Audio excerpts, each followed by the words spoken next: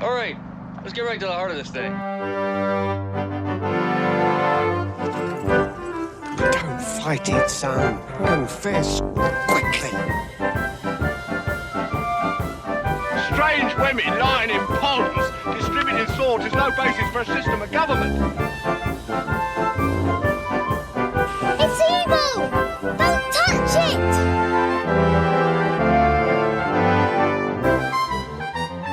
That was only one of the many occasions on which I met my death.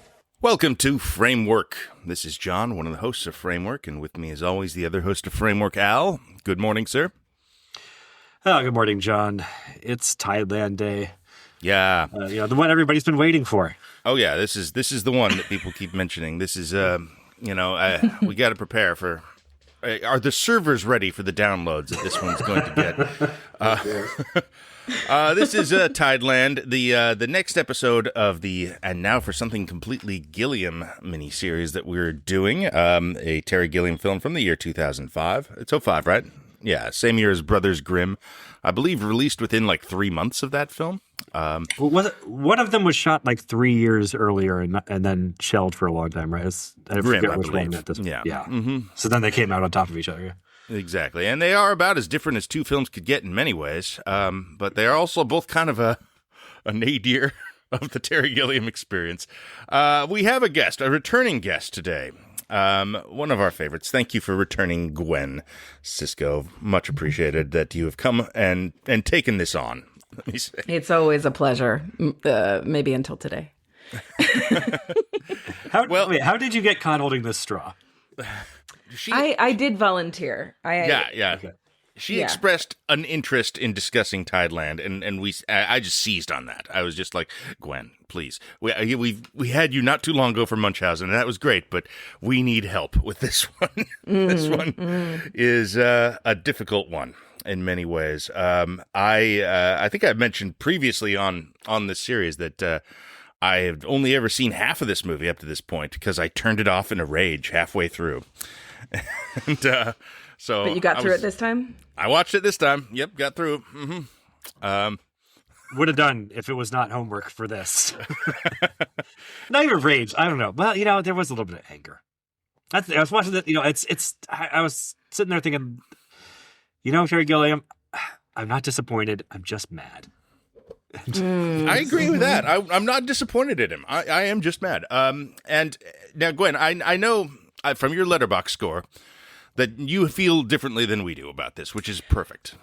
I have mixed feelings, particularly after reading an interview that I will quote to you later. Oh, God. I can only just dread what that's going to be. Okay, so what this movie is to people who don't know, which is probably most people, almost everybody, maybe. This is an adaptation of a novel, which he's had success with in the past, of course, about a small girl in the American South named Jeliza Rose, whose parents both variously die from drug-related problems, and she is left abandoned in sort of a desolate prairie house, kind of on her own in the middle of, well, we're not even really sure where. Appears to be Texas or something like that, and kind of fades into her own imaginary world populated by her doll heads and meets bizarre neighbors and has, well, some version of a sexual awakening here. It is a grotesque and horrifying movie in many ways. I guess a horror film. I guess I don't think that was the intention. Huh. What the hell is it? It's the thing. What is the intention? Is the real question. Yeah. It's a very good question. I think that starts with the book itself, probably. Does anybody read the book? Certainly I have not. not. No. I have heard that the book goes further than Terry Gilliam was willing to go. My goodness. Okay. In terms of the sexual awakening stuff? Like what? Yeah, there's something about, like, he drew the line at, like, where she was being touched. I mean, Yeah. good. Yeah. Yes. So this character, Jeliza Rose, this actress was 10 years old, I believe, at the time. Jodelle Ferland is the actress's name. Incredible performance. She's really fantastic. Can I even call it, like, I mean, it's certainly effective, but, like, she's such a child, and I have no idea how much she's actually, like... Acting. Yeah, it's a very hard thing to note. It's, like, does it count as a brave performance? You know, it seems... I mean, I guess so. It's not the bravery, actually. I think... I'm going to, like, just dive on into, please, I think, some of what I think Terry Gilliam is trying to do, I think, and what he succeeds at. I do think he's very interested at getting this completely from the perspective of a child. And from that sense of wonder and possibility and magic that children have. I think he sees it as like a wondrous adventure that she's on. And so I think that's probably how he directed it. And so in that way, I don't think her performance is brave so much. It is what I consider the best thing about any child performance, which is just she's being a child and she's not performing. Yeah. Okay. That makes sense. Well, I agree with you that, I mean, even the way John described the performance is what I would say very high compliments to a child performance. That it's naturalistic, that doesn't come, because that's the hardest thing. I mean, every child performance in a movie is fighting an uphill battle against, for naturalism, against having to perform a script written by an adult, an adult's impersonation of a child. Gilliam seems interested in children's perspectives. You know, he's had child protagonists in a couple of his prior fantasy movies that also sort of captured without as explicitly going into the subjective viewpoint of this character, as TIDELAND does. They still, like, those movies seem to present what you're describing, Gwen, much more effectively. Like, I'm struck by this. This is a fantastical world that sucks and has no whimsy in it. Kind of just horrors, yeah. But she has whimsy. Yeah. Like, she's bringing the whimsy. Yeah, but that clashes with the setting to me somehow, in a way that I'm not sure is the point. I mean, that should be the point, right? There are a lot of films like this, or books even. I was kind of surprised when I kind of looked into this a little, and like this is like a literary tradition, especially like Southern writing. There are a lot of stories and movies that kind of do this. I mean, there's overt Alice in Wonderland references throughout this, obviously. Big time. Yes. There's, certainly Roald Dahl characters running around too, but specifically the kind of like young girl on her own magic realism in the American South thing. I mean, I'm thinking like The Beasts of the Southern Wild. Right. I'm thinking there's an incredible novel called Swamplandia, which is by Karen Russell. It's almost this story exactly, taking place in the Everglades. Down to the weird sexual elements of it, that I thought was amazing. I thought it was an excellent book, which is, very similar ideas. Even that Oprah book, the Crawdads, Where the Crawdads Sing, has elements of this. Oprah book. Yeah. So like this is a thing. This is like a kind of story that they tell, and this is like, this doesn't fit with any of those, though, because it's so off-putting and so grotesque and so... he leans into the grotesque in a way that... The grotesquerie reminded me of Cormac McCarthy's Child of God, specifically, which is a horrifying book. But, this... He does a thing in this that just infuriates me the most, maybe, which is that he presents her fantasy world mostly subjectively. Like, we are not seeing the fantasy elements of it. We are seeing her, like, sitting in the dirt alone, talking to little doll heads on her fingers. And, a scene will play out that way for minutes. And it keeps going on like that.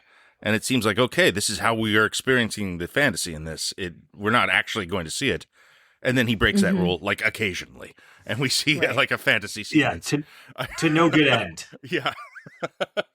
That was infuriating to me. That just having, like, you're really just going to have some of the main characters in this stories, such as they are, is these little broken, dirty doll heads. She's got 4 of them that all have their own names and characters in her fantasy world.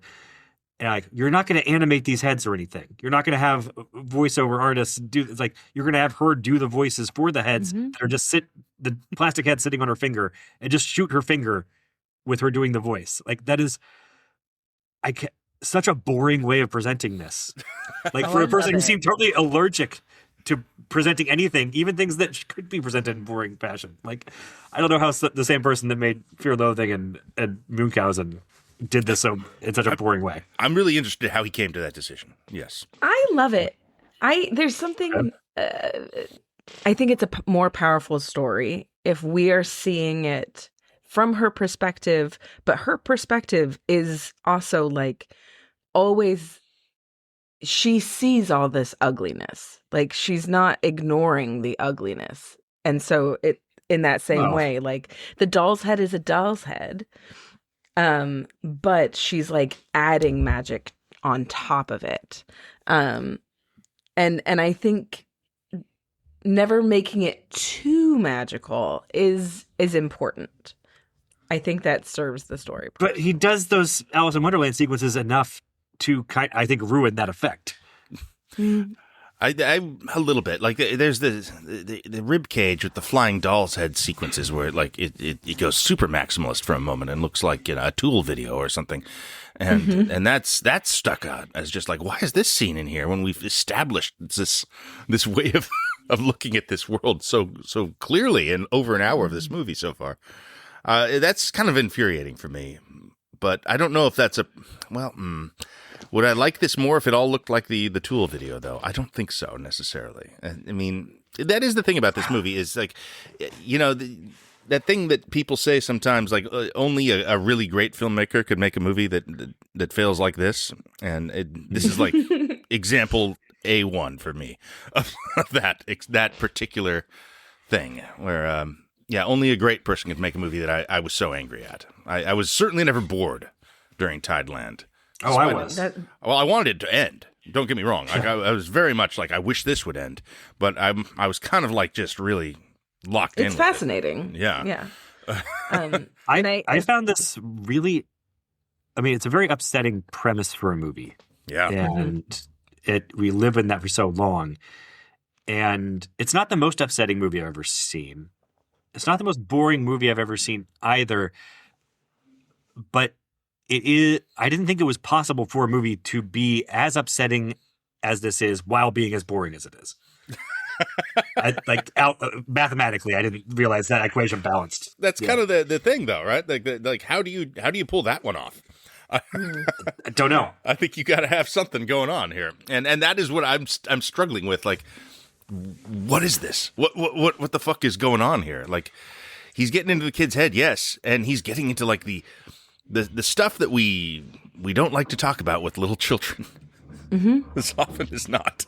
Yeah, I think part of the reason that he only every now and then sort of lets the imagination take over the audience's experience is because he wants it to be reality. Like, I think he does see reality as this like grotesque kind of world, and I think he sees a child's imagination as like a superpower that is worth celebrating, but like it's only worth celebrating in the context of a awful, terrifying, and grotesque reality.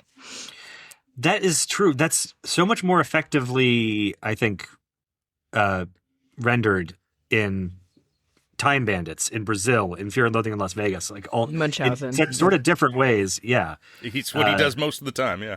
Yes. And here, I think it just fundamentally does not work because of the nature of the story from the book, I guess, is that, okay, so she goes to this isolated house with her dad, and her dad promptly overdoses on drugs and dies in a chair. And that his corpse is just sitting in the chair. And this is part of the problem that with Gwen, you were saying earlier that she's sort of aware of the fantasy elements of it. She's not like blind to the reality. It never becomes clear to me really like how much she is aware of the reality of her dad's death, because she's continually talking to him like he's alive. I agree. No, she's aware of reality as much as she is able to process it at her age. Right. Obviously, also being like wildly developmentally like handicapped from a very young age by living in the life she's had her whole life. Yes. The world that she's in, the reality that she's in, the only other people that she has interactions with after her dad dies are these two neighbors who are both crazier than she is and living in their own distinct and weirder fantasy worlds than she is. And so contrasting her imagination as a cope against a baseline of reality just does not work, because the baseline of reality is not reality. It's insane on its own. And so I think that's what I kept finding so frustrating here, is the root of it. I mean, it seems like this is going to follow a structure where she finds some sort of, version of family, and that's like the least thing that they're interested in doing it. Really. I guess it does. I mean, I think there's the suggestion that maybe that is happening in the final moments of the movie. Right, but it's not with those people. It's the people we spent the hour and a half with.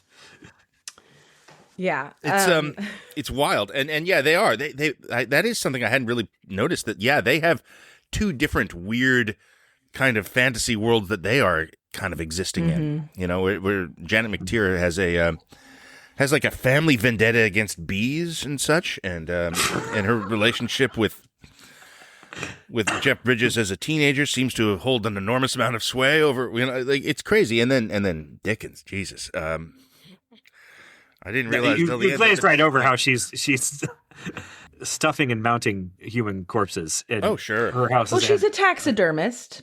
Right. That's her hobby. And she takes it to the extreme.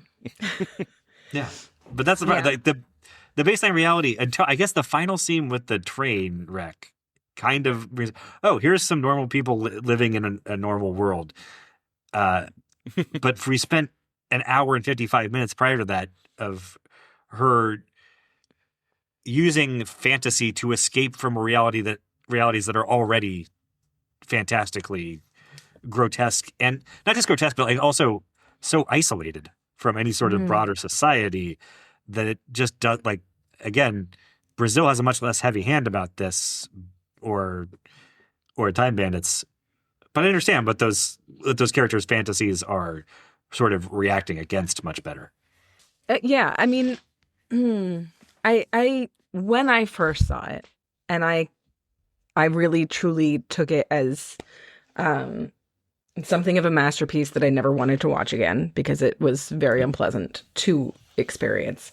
You're not the only person who feels that way either. This has some really big like defenders as well. I don't want to.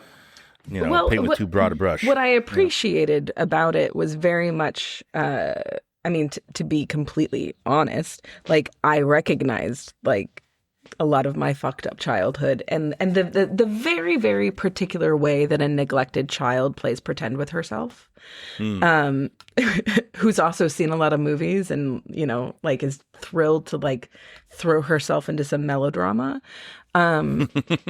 Like I thought he captured that so beautifully, and the juxtaposition of that sort of magic imagination against, what it is that imagination is serving to, help her survive. I thought that was really beautifully captured. And I thought to some extent, Dickens and Dell are kind of a representation of like, if you get trapped in that.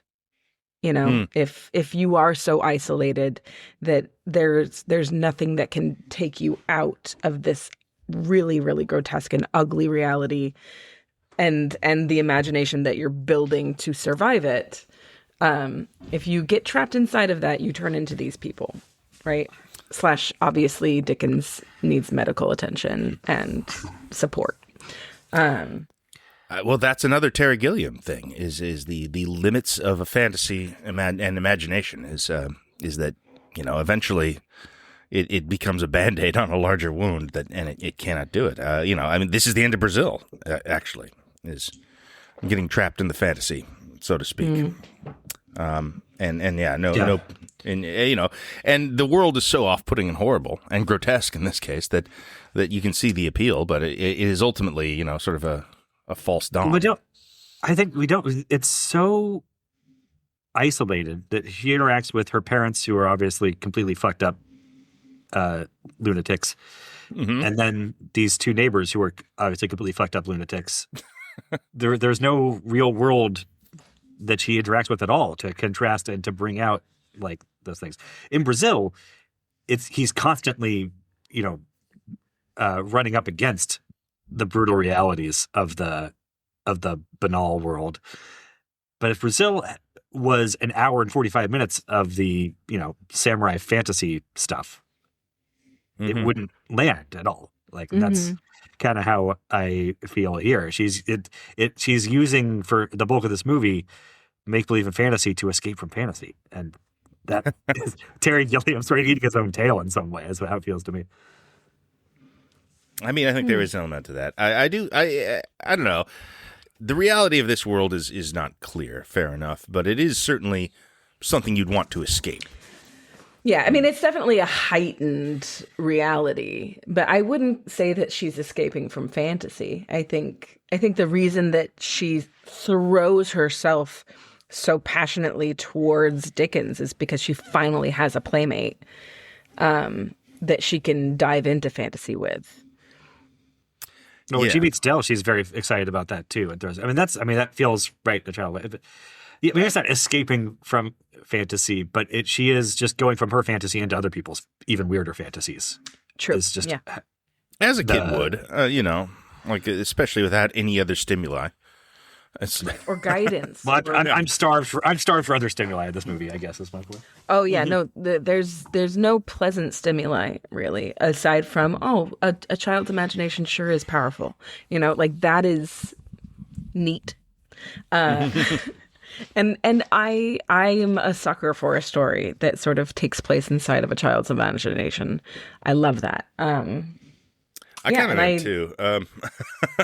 I appreciate that generally. This pushed me to my limits for certain.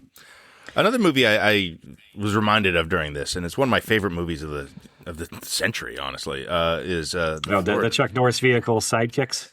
Yes, of course. Yeah, about a child's imagination escaping into the fantasy of the Chuck Norris Vietnam films. Yes. What was it now? The Florida Project. The Florida Project, yeah. Yes, it has a lot of Florida Project vibes, except Florida Project is actually, instead of heightened grotesquerie, it's just life. Yeah, it's Florida grotesquerie. And and it has a character that, like an irresponsible, difficult parent, but a lot more like understandable and relatable and believable than the ones in this. And it presents a character like, and the whole point of that movie while you're watching it is like, oh, she doesn't know she's poor. She has no idea that this is poverty, because she is applying her own kind of unformed sensory perception of the world on top of it, and this is paradisical to her, and it's kind of gorgeous. This is like the opposite of that in so many ways. Yeah. And it's very much down in the mud of it, and sort of the grosser instincts and less pretty parts of coming of age are brought to the fore, and become the main focus. There's a point in this when she witnesses a sex act and says one of the most gruesome lines I've ever heard in a film coming out of this 10-year-old. I was like, look, she's sucking his pee out. Ugh. Just, but that is something that a child would be like, oh, I know. That must be what's happening. I know. Because that's what you use that thing for. Obviously. It is the grossest way of expressing that idea imaginable. Yeah. And now we put it in the podcast. Yes. And now there it is. Well, I mean, I don't know if I'm jumping ahead because we can talk more about like the things that happen in the film, but can I tell you why I now think I hate this movie? Okay. No, I don't think I hate the movie. I think I might hate Terry Gilliam. I think he might be a pedophile. I truly think he might be. Fuck. Go ahead. I'm gonna read you a quick little quote. Quick, it might be more than a little. Okay, he's doing an interview, and I can cite the source at a different time. Essentially, somebody is asking him, "How do you think Jeliza Rose grows up? Like, what's that girl's future?" Ugh. He says she'll always look back on those few days in that period because life was never again as extraordinary and terrifying and as wondrous as that. Here's the fucking kicker. I look at the pictures of Alice Liddell, who was Alice in Wonderland, and Jodelle looked surprisingly like her, and there she was being photographed by Lewis Carroll, and she was a saucy little minx. I've seen these pictures. There's nothing saucy.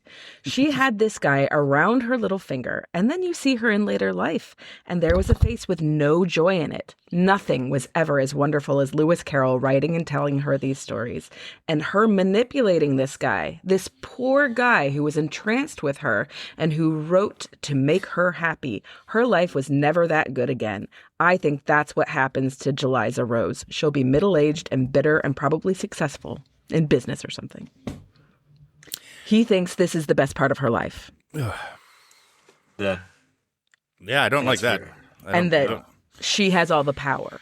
and now I think Terry Gilliam's a monster. The stuff about growing up and childhood being the best part of life. That's fine if we're talking about Stand By Me. This is not that. Yeah. and that fits all with Gilliam's whole output perfectly.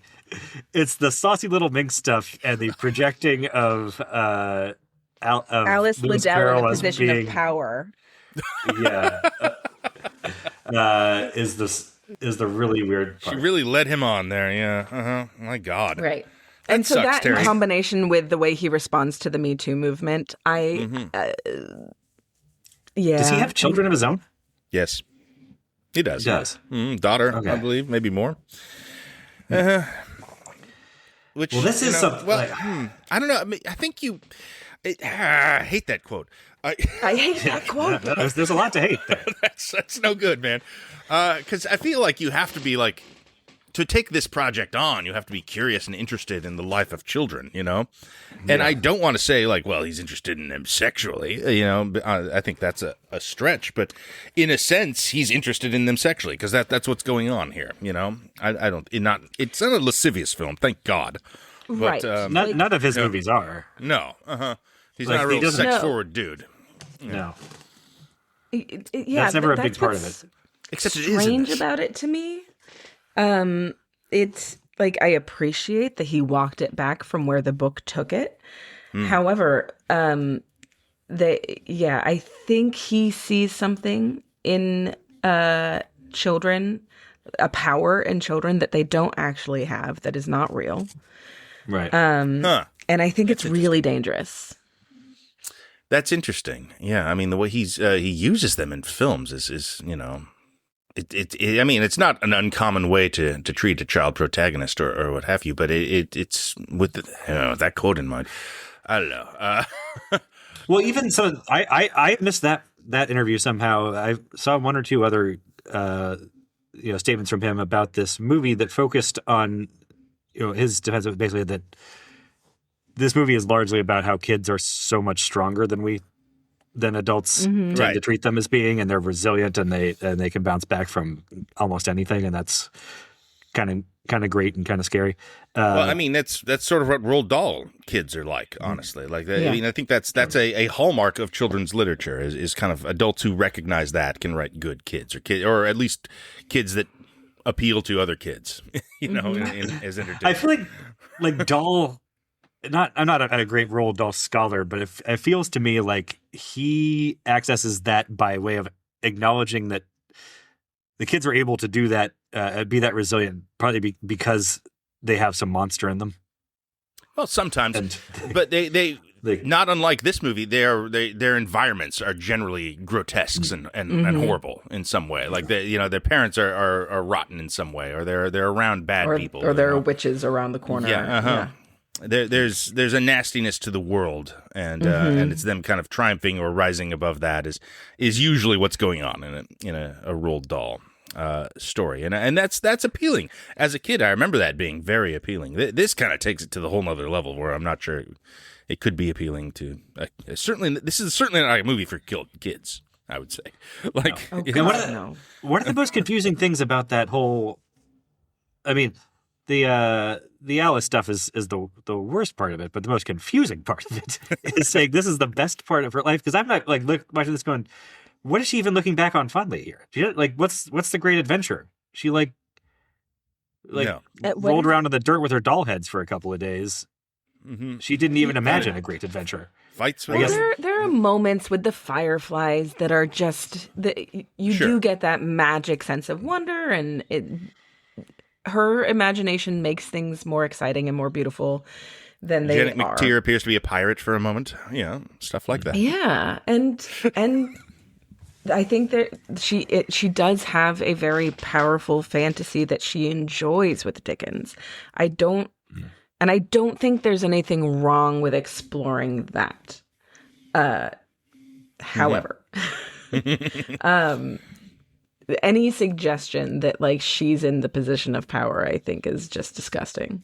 Well, that's the last half hour of the over- movie, kind of. Yeah. Over who? Over Dickens, I guess. I guess, or Well, she is the yeah. sexual aggressor in the last. I mean, chunk and of the she film. is. Yeah. Which is a thing that a kid could do. You know, fair enough, but still. Yeah, even like you talk about this movie not being lascivious. It does feel like she's sort of pulling him into doing, but she's clearly play acting there. Yeah. I don't know. It doesn't feel like, for some reason, that did not strike me as genuine sexual awakenings so much as just reaching at role playing as adults. Yeah, I think that's it is correct. Yeah.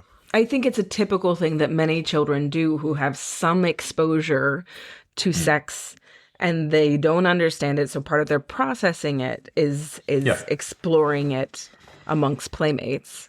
And it's unfortunate that her playmate, who is developmentally basically at her level or lower, I think, is actually a full-grown man. Yeah, just a weird choice to make that what we're watching for a good chunk of this. Yeah. I don't know. Maybe I had run out of my outrage and my upset by that stage of the film. I was very upset by the opening of the movie. It's an upsetting opening. This movie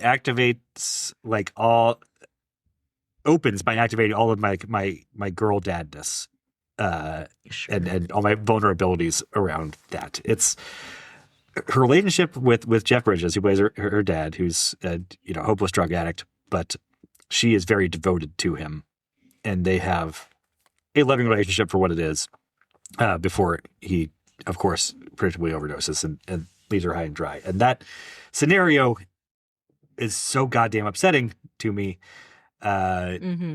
Just parenthood messes with your mind and your ego in such weird ways that this movie got me thinking about. I guess that in a way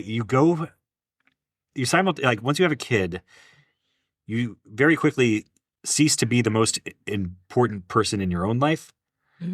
But at the same time, they develop a little more slowly, I guess. But at the same time, you become the most important person in somebody else's life, and that has terrifying implications, really. And I can see that my daughters love me, and when they're upset, they just want dad. Even like if they're whether they were yelling at me 2 minutes earlier, and all that. And so imagining the depth of their sadness and their fear if I were to go away, and how I would not be there to help them with that. It's something I have a really hard time looking at head on. And this movie makes me do all of that in this really upset, also just kind of grotesque environment that I'm enjoying. And I feel like, then it's it activates all these powerful emotions in me and then does like nothing with it is how I felt for the next hour and a half. And that was why I was mad more than disappointed, I think. Well, and it's the worst kind of abandonment because he's there but not there. Yeah. And he did it on purpose, you know? The scenes early on where she is preparing his heroin needles for him. You know, he has trained her to get him ready for his drug trips, and you know, it's like time for daddy vacation, and you know, so she's in the kitchen with the spoon and the lighter and shit, and he gets ready. That stuff is just like how did you get Jeff Bridges to do this? My God, this is the most grotesque shit imaginable. And you know that's just like the opening act here, and not to mention Jennifer Tilly playing. Just a monstrous ghoul in this. Horrible woman. Oh, yeah. Yeah, like... kind of thankfully brief performance for how hard it's going. Yeah, her death is a Jesus fucking Christ moment. No, to some extent, I'm grateful for this opening because it's the kick in the teeth that you need to, like, prepare yourself for the rest of the movie, really. It's like... You need to know what you're getting yourself into. You Bam. definitely have to strap in there. Yeah. Okay. Here we go with Tideland. And it does. I disagree. Though. No, I don't think it does. Like, there's no more. There's no horrors after it that are that bad. I mean, I guess the train wrecks. I think the whole movie plays at that level of horror for me. So... You know, I mean, it's one long abandonment thing. First off, you know, with the decaying corpse just like sitting there through the film, you know. And there's never the point where she like accepts it that he is really gone. That's true. Like because he's not he exactly. Stays yeah, in the fantasy so deep that it's like, yeah, I don't know. It just like it feels like it doesn't go to the place. It doesn't ever get to the place where I think it needs to get to, which is sort of facing the limits of her fantasy and accepting that something about her relationship to her parents. It's not clear to me that she ever does, and it's all derailed by relationships with these other, even more insane parental figures / boyfriend figure. I don't know what. How do you describe? What is Dickens? Who knows? Oh boy, they're kissers. Like structurally. Oh yes, of course. He's got the name from The Secret Garden. I think that's intentional, right? Dickon, the boy that she kind of likes in Secret Garden. But it's Dickens. It's so Dickens. it's almost it's a reference to Charles Dickens. Well, I mean, I guess there's something there too. You know, there's a little bit of Oliver Twist in this, maybe just in a series of horrors visited on a child. Yeah, I guess. Whatever. But they're not, like that's the thing. What's the after the initial horror of both parents dying? Like what? It does feel like there's no.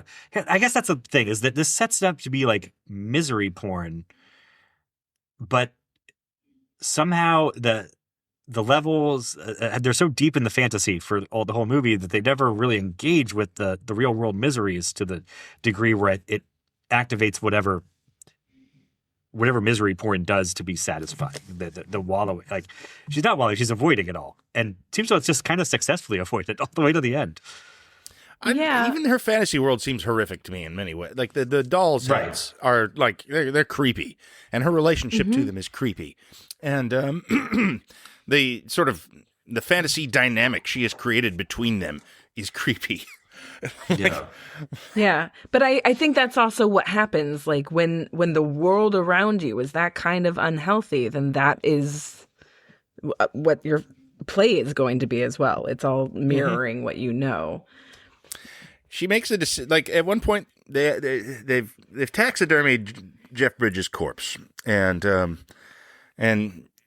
McTeer asked her to put in something personal, and she puts in 2 of the Barbie doll heads, and there's a voiceover of the Barbie doll heads begging her not to and apologizing and like, no, please, we're sorry. She says, nope, you're faithless. In you go. And this is like what passes as sort of a coming of age moment. That sort of but she's still got 2 of the heads.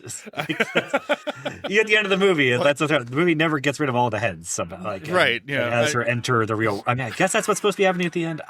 I guess I don't know. I'm mostly just conscious of so they've derailed a train and it looks like a lot of people died, And Oh, for that's sure. not something that we're really taking on or thinking about. Because she doesn't. No, she doesn't. She's just kind of moving on to the next adventure, sort of. But I mean, I guess the best part of her life is over. Yeah, that's such a baffling statement to me. I mean, I think it is interesting though, in that it's like, well, it's this incredible like fantasy experience in a way, right? Like that she's sort of writing the rules of reality, and it is not checked. Maybe that's sort of what I mean. I could see like that being the thing that he sees as the ultimate kind of achievement, is that you can live in your own imagined reality, is sort of the highest thing you can aspire to. Well, if you're a curmudgeonly old director, it's a bad idea. You have your fantasies are escaped the confines of the studio system, and they're not beholden. It's what Hunter S. Thompson's doing, you know. Mm-hmm. Yeah. Last night I was comparing this film to like if Fear and Loathing's main character was a little girl, and a little. I mean, that's the thing. No, you see it. It's certainly a Terry Gilliam film, even though it doesn't often feel like one when you're watching it. It's thematically, it's all the same stuff. It's just I find these movies so good for the most part, and this one is so upsetting and so difficult, and just like there are very few movies I've ever seen that make me as sort of agitated as this one does. I see. To me, it's upsetting and boring, which is somehow worse than agitated. But this being a Gilliam film, you're totally right. It is definitely part of the overall oeuvre. I'd say the most consistent motif in all of Gilliam stuff that I found doing this is the whole head versus heart or head versus body dynamic. And that's again here, like it is in Munchausen, it's literalized, where she tells the heads at some point, like, "You have no heart. You're just just heads." And I think there is a way to interpret like Fear and Loathing as being all about how these guys have responded to having their hearts broken by declaring total war on their heads. 100%. 100%, yes. And that's sort of what she's doing here, is trying to, I guess, brute force her head away from facing the horrible reality. Well, I mean, I point to another one, which is Fisher King, which, is about a guy who has completely created a sort of, an Arthurian mythology to live within as a response to the horrors of his own life. And that, we were pretty clearly shown the limitations and problems with that in Fisher King. Yes, the interplay of fantasy and reality in that one are so much stronger, and it is about sort of him bringing him back from that in some way or form. In a way, Eliza Rose is a Don Quixote figure. To me, the recurring theme I see most in his work is like fantasy versus reality, and how reality is actually like stranger than fantasy in so many ways. Well, it's worse, for sure. I mean, madness versus reality, maybe. Like, I don't know. There's an altered state quality to it as presents in his work. Like, the difference between fantasy and madness is always kind of, Well, as it progresses from kid protagonists to adult protagonists, it stopped, like, with Time Bandits and Munchausen, it's fantasy. With 12 Monkeys and Fear and Loathing and Fisher King, it's madness. Yeah, right. This is kind of both. I don't know. This conversation is making me a little like. I mean, I'm glad to have seen Tideland. Perhaps I did. I can't recommend it. I just hated watching it. But it's, within the context of this filmography, I think it certainly it's notable. There aren't many films. You have to give props to the set design. Like visually, it is stunning in my opinion.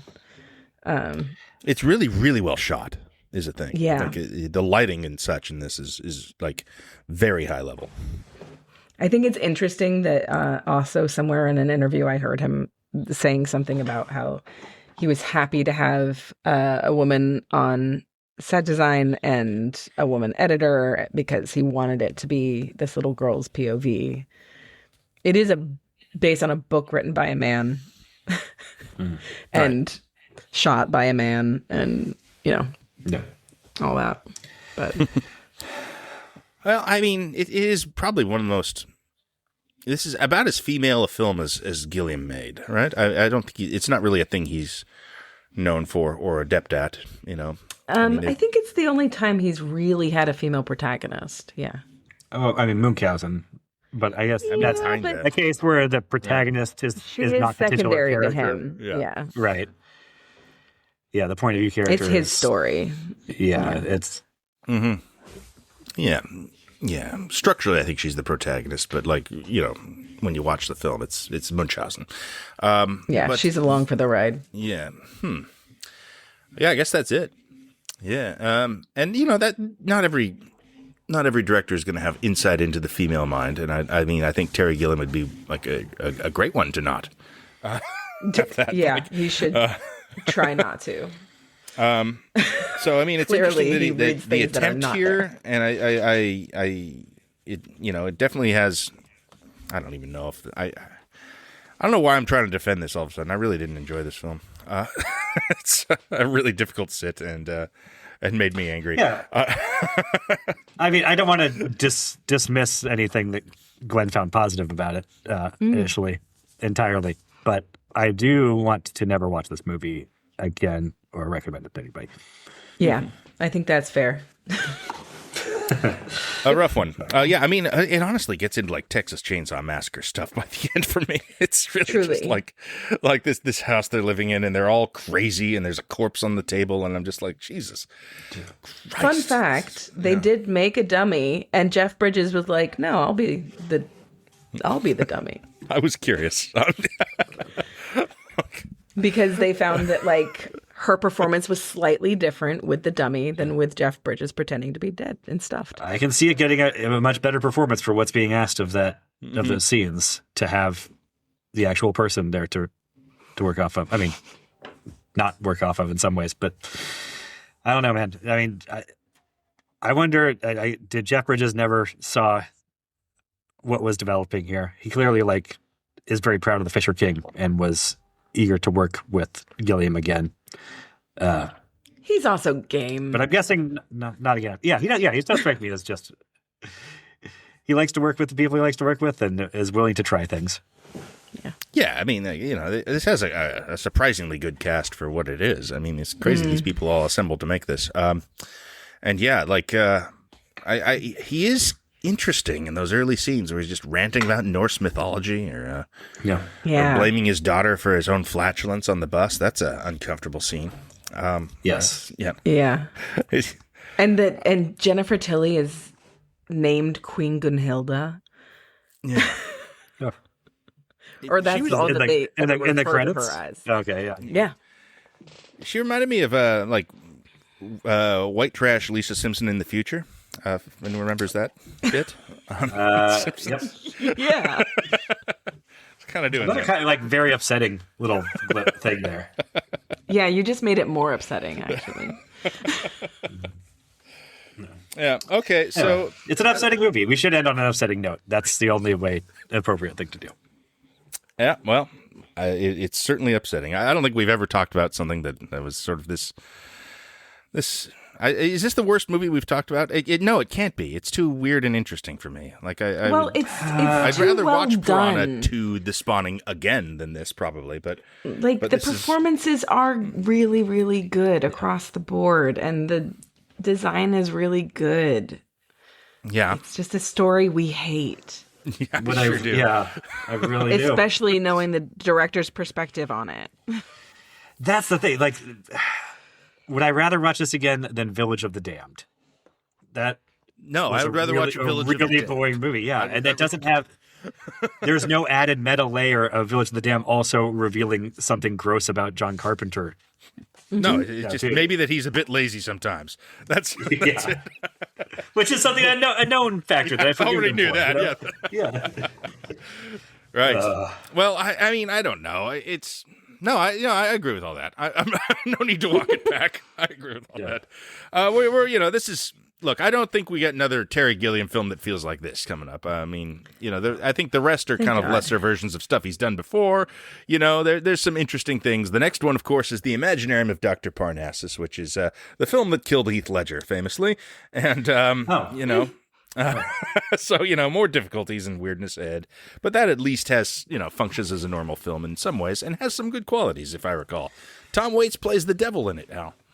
Oh, Can't go wrong. God damn you. I thought that I had, at least these last two movies had beaten any hope for my finding a forgotten gem in these couple Gilliam movies I haven't seen. But, there's going to be something good there. There's definitely something good in it. Yeah. Mm-hmm. It's very interesting. Very interesting movie in a lot of ways. What? Yeah. Don't give me hope.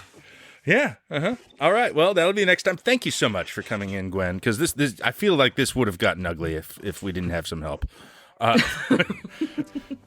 a pleasure.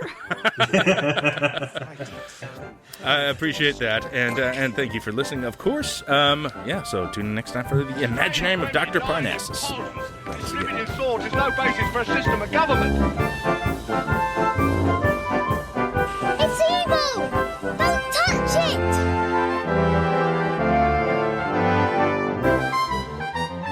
That was only one of the many occasions on which I met my death.